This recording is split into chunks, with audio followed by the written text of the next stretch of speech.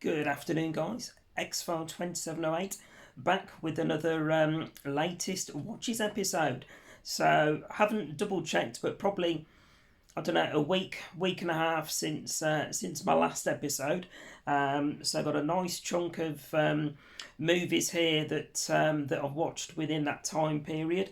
As well as finishing off with a documentary series that I've just binged watched this afternoon. So, got my glasses on so I can actually read the back of the DVD cases if there's any that I need to give a bit of a synopsis of, if you like. But yeah, let's have a look. 1, 2, 3, 4, 5, 6, 8 movies since the last episode. So, football's finished, but I have been overly engrossed, putting a lot of time into Forza Horizon 3. My good friend Evesham Game has been giving me some hints and tips on some of the more detailed stuff in Forza Horizon 3. So yeah, I think when I looked on True Achievements, I think in the last week and a half, I've put 34 hours into the game, something like that. So absolutely crazy, but there we go. Thoroughly enjoying it. Anyway, latest watches. First up, guys, we have Evil Dead Rise. So from last year, 2023. This was a rewatch for me. Thoroughly enjoyed it, and I've just realised that for none of these I've made a note of my letterboxd ratings. So I do apologise, but if anybody does use Letterboxd, then if you want to add me on there, you can see all of my ratings. I'm under there just as X-File 2708. So, but yeah, Evil Dead Rise from 2023, latest one in the Evil Dead franchise. Thoroughly enjoyed it initially and enjoyed it just as much on this watch. Probably went up a little bit more rating wise for me. I did give it my full attention, so I wasn't sat flicking bits and bobs on my phone like I'm prone to do and not concentrating on the film fully. But really brutal modern release for Evil Dead Rise. If you haven't seen it, I know there's been some terrible sequels of late, mentioning No Names, Exorcist, Believer, etc. Yeah, wholeheartedly recommend that one. So bear with me a second, guys. I thought I just heard someone knock at the door, so bear with me. And I'm back again. There wasn't anybody at the door. It was the next door neighbour coming in from work. Joys of a shared driveway. It sounded like someone was knocking on my door. Clearly they weren't. Anyway, back to the matter in hand. Evil Dead Rise. Thoroughly enjoyed it. Like I say, if you're on the fence, if you haven't seen it, for me it's a brilliant return to the franchise. Definitely one that I'd happily recommend people check out. So there we go. That's the first one.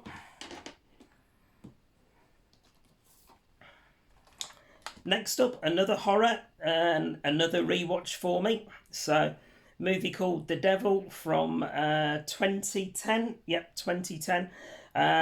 Really good horror, this one. Probably, looking at reviews, one that divides opinion, but like I say, for me, it is one I've seen before, and it was one that I wanted to rewatch again because I did enjoy it first time round. So basically, it's what would you say? Supernatural horror potentially. A group of people get stuck in an elevator or a lift if you're here in the UK. But yeah, it's filmed in America, this one, so I'll refer to it as elevator because that's what they refer to it as in the film. But yeah, a group of people get stuck in an elevator. The lights keep switching off, and people start dying one by one. So you can imagine, there's lots of suspicion and betrayal and accusations and all of that sort of stuff because nobody actually knows who it is or what it is that's causing all these deaths. But yeah, if you haven't checked it out, guys, another one that I recommend. cheap as chips to pick up in the likes of CX, probably under a couple of quid, I think. But yeah, it's one I enjoy revisiting from time to time, and one that I'd happily recommend. So there we go. There's Devil.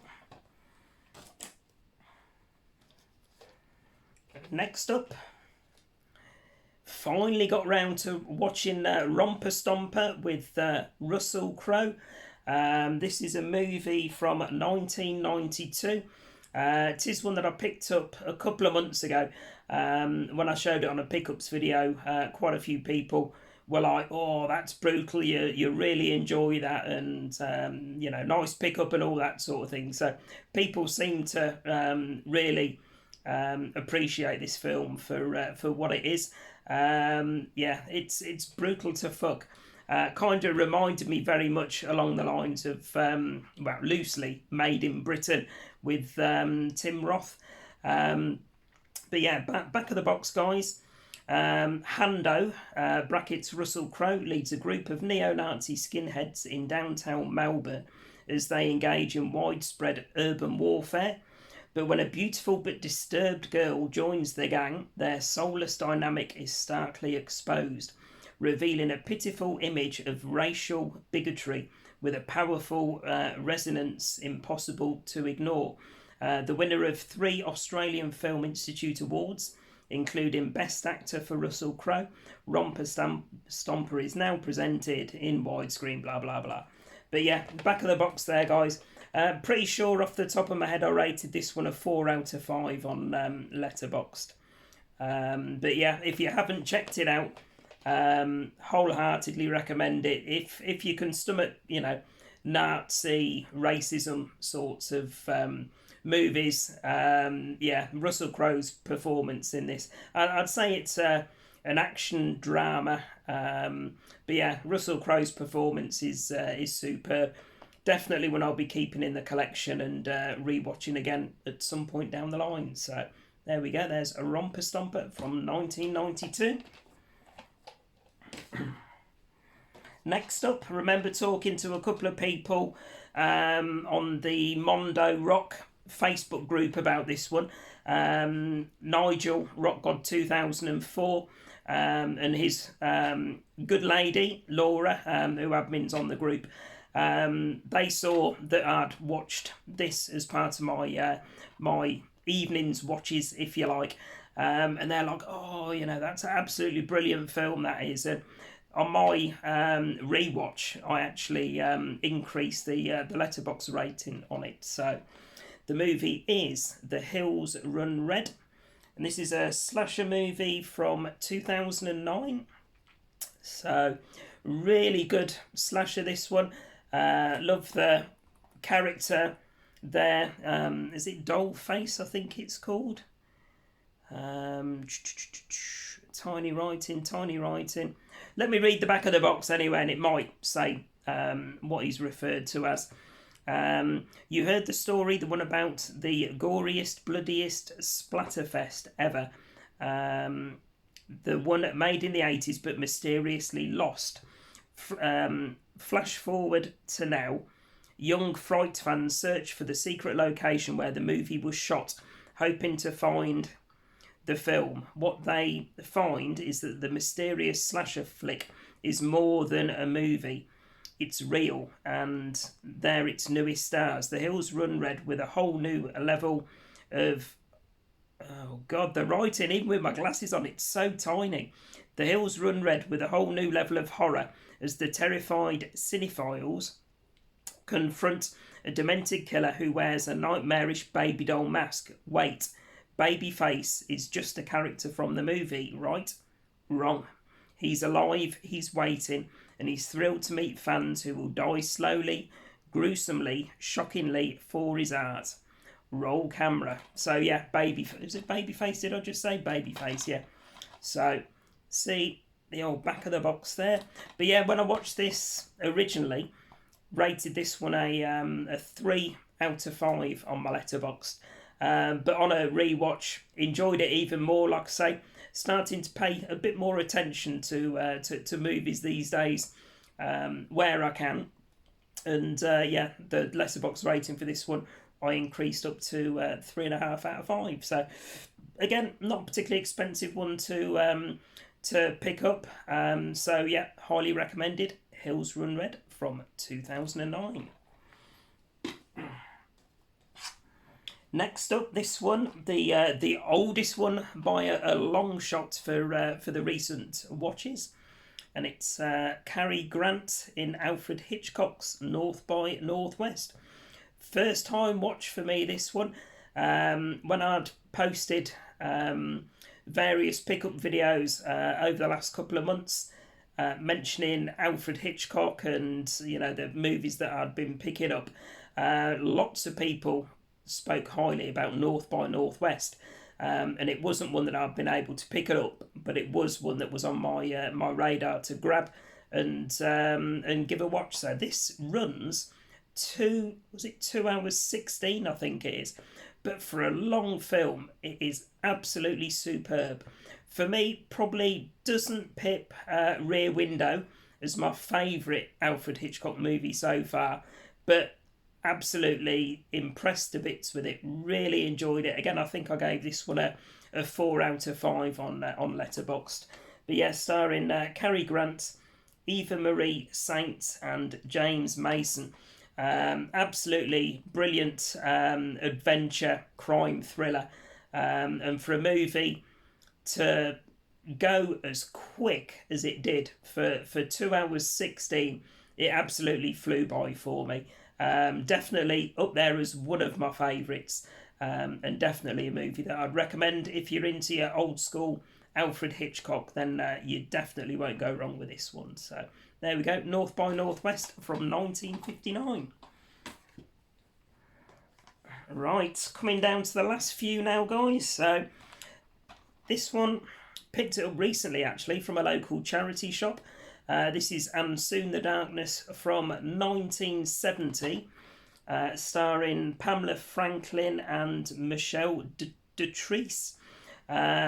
You may recognise the name. If not, you'll certainly recognise her as soon as you see her on the screen. Michelle Dotrice was Frank Spencer's wife, Betty, in Some Mothers Do Have Them. So yeah, a very young, I'd guess teenage girl she was in this one. But yeah, a couple of friends go cycling out in France, and one of the friends goes missing, leaving the other friend behind, trying to track her down. Lots and lots of twists and turns throughout this one, probably throughout 98 minutes. Probably half a dozen different people that you think might be the person responsible for I'll say kidnapping. I don't want to give any spoilers if you haven't seen it. But yeah, half a dozen or so people that you think throughout the film are responsible for at least kidnapping her. But yeah, absolutely brilliant movie. It is one that I've seen before. Thoroughly enjoyed it. So this is the original from 1970. And I think they did a remake in 2010. The remake's okay, but for me, this one's the winner by a long shot. Letterboxd rating, I think I gave it a solid 3.5 out of 5. So again, if you haven't seen this one before, highly recommended. And then to finish, was it yesterday afternoon? Had myself a Stephen King double bill. So started off with Pet Sematary. Obviously the original Stephen King's Pet Sematary from 1989. Absolutely brilliant watch. Seen it numerous times over the years. And for me, a movie that doesn't, suffer from being, dated. It's absolutely brilliant. Creepy to hell, some places. Obviously, again, I don't want to give too many spoilers, just, for that rare occasion somebody might not have seen it. But yeah, the creepy woman that comes back. Obviously, you've got the possessed cat's church, the possessed kid, Gage. Absolutely brilliant. And of course, you've got, what's his name? I can't think of his name now. Fred Gwynne, you've got him in there as well. Plays Judd Crandall. But yeah, Fred Quinn. Not Quinn, Gwynne. Oh my God. It is late at night when I'm recording this, so I do apologise. But Fred Gwynne, Herman Munster.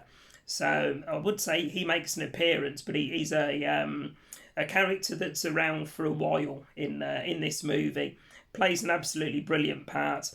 And as is traditional with a lot of these movies, Stephen King himself makes a cameo appearance. So absolutely superb movie, this one.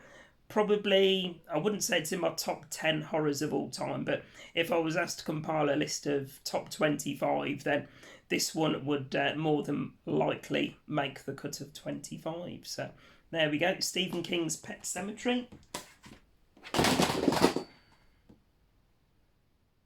Yeah, that didn't end well, did it? Right, I'll chuck these other two on the floor before they go kamikaze-ing, and I'll pick those ones up after the video. Bloody hell. Right, the last movie that I watched before I speak very briefly about a TV series that I watched this afternoon. So the last Stephen King movie was Misery from 1990. Again, another movie I've seen dozens of times over the years. One that I definitely want to upgrade to at least Blu-ray when possible. But yeah, absolutely brilliant film. James Caan, Kathy Bates. So James Caan plays author Paul Sheldon. Again, I'm not going to give too many spoilers. Most of you that watch my channel, I'm sure, will have seen Misery before. But yeah, very brief overview. James Caan plays Paul Sheldon, who's an author that goes out to a cabin in the middle of nowhere to write his new book releases. He's on his way back home. His car goes off into the forest, if you like, because there's a severe snowstorm, and Kathy Bates comes to his rescue. She's his number one fan, Annie Wilkes, and yeah, to say things take a turn for the worse for James Caan is an understatement. She's definitely to say she's got a screw loose, I'd say, is an understatement. She's an absolute psycho. she really is. I'll just say the words sledgehammer. Anyone that's seen this film before will know that's a cringe and a half moment. But yeah, Kathy Bates plays Annie Wilkes absolutely superbly. And again, it's a movie that I go back to time and time again because I thoroughly enjoy it. So there we go. That's Misery from 1990. And then, to finish, guys, I've actually got this one because it was a TV series. It was a recommendation on a YouTube video that I watched this morning. A chap called The Movie Vault. I've subscribed to his channel probably within the last few weeks. He put up his recent watches video. I think it was late yesterday. Watched it this morning, and he recommended 3 murder documentaries that he'd seen recently. And what he recommended, the one that I checked out this afternoon, I've got it on my iPad, so I haven't got to worry about taking my phone upstairs and connecting it to the PC and doing all this video editing malarkey. Can't be doing with it. But yeah, there we go. So there's the cover for American Nightmare. So there we go. I'll show you the cover there. Put that down before it falls on the floor like everything else has done. But yeah, it's a recent Netflix documentary, 3-part miniseries, 45 minutes each episode. Again, because it's so new in this case, I won't give any spoilers. It's basically what starts out as a home invasion that could move into a kidnapping, or lots and lots of twists and turns throughout. It is a true story. Like I say, it's a Netflix documentary that's been done about this particular story over in America. Loads and loads of twists and turns throughout. You suspect one person, then it goes to the next episode, more evidence comes to light, you suspect another person, then you hear about somebody on the inside that's linked, so they could easily become a suspect. And then it reveals somebody else later in the third episode as well. So one of those, like I say, I binge watched it this afternoon. I've watched all 3 episodes. Absolutely loved it. I don't record TV series on my Letterboxd, but if I had to give it a general rating, I'd give it a solid 4 out of 5. So if you haven't seen it, guys, like I say, and you've got a Netflix subscription, or if you're a little bit cheeky like myself and you can watch it on a Fire Stick, then watch it that way. Wholeheartedly recommend it. So there we go, guys. That concludes my latest Watches episode for the time being. Let me know in the comments any movies that you've checked out, that you've seen that I've shown on this particular episode. Any that you haven't seen before that you're now tempted to give a watch to. So it's always nice to have that interaction with you guys in the comments. Hear about what you've been watching and stuff that I've shown that you've seen and enjoyed as well. So always nice to have that interaction. So there we go, guys. As always, please remember to like, comment and subscribe and all that good stuff. And I'll be back later on in the week with another episode. Bye for now.